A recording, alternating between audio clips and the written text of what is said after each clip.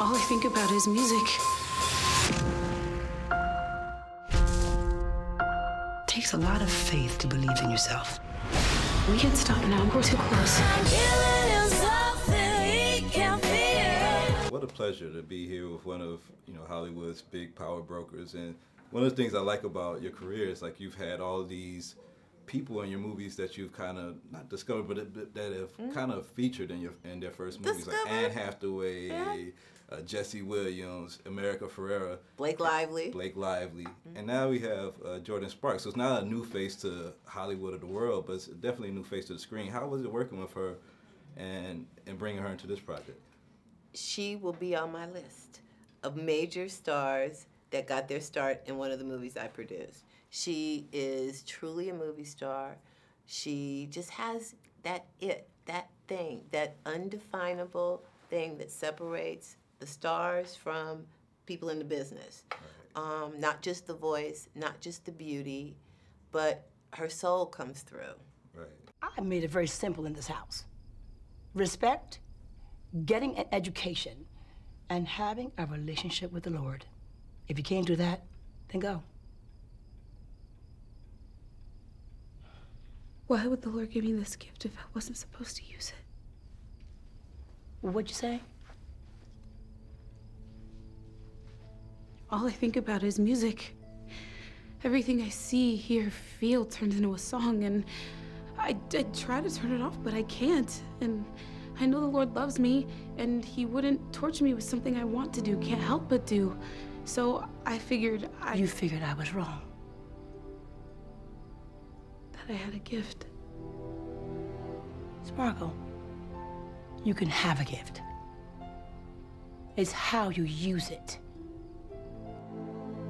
One thing I like about Sparkle is there's been a lot of remakes, and you see like the Total Recalls and Predators and everything else, but there hasn't been a lot of remakes with major movies that are important in the African American community. Yeah. And Sparkle seems to be like one of the first ones to do that. Do you see any other projects down the line that you might want to take on and to do? Many, and it will depend on what happens at the box office opening weekend. It depends on how we do at the box office, whether I get the opportunity to do it. Right.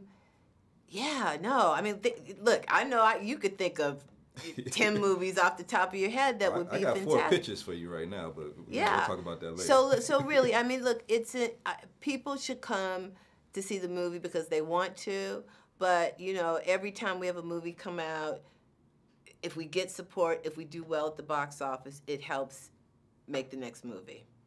Now, there's been a lot of changes to this story. I mean, one being the change of the city. How important was it to change it up a little bit and remix the story a little bit? Well, this is my second remake. I did The Preacher's Wife, and I'm actually developing Dirty Dancing, so I've been in this space a lot. What you want to do is preserve the essence of the original movie, the things that people really love, but also you want to tailor it to modern sensibilities and make it accessible to the crowd. You want people to, even though it's period and they know it, you want them to be able to feel that it's relevant today. So things that were fresh in 1976 with the original movie, maybe not so fresh now. So we tried to pick and choose, and we made the women stronger, kind of more focused, because that's what women are today.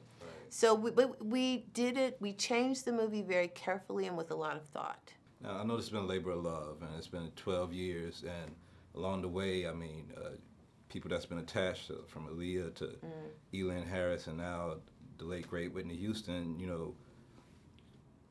died in the making of this great picture. How much more important does that make it to you that this picture is done well, that all these people has been attached to it? Hugely.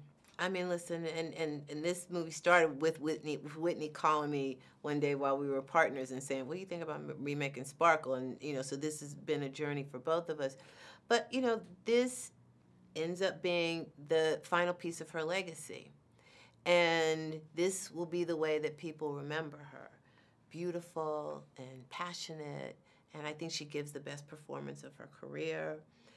And that makes me really happy. Right. Well, thank you for your time. Thank you for having us out to interview you and Whitney in November on set. And we wish you the best of luck. Thank you.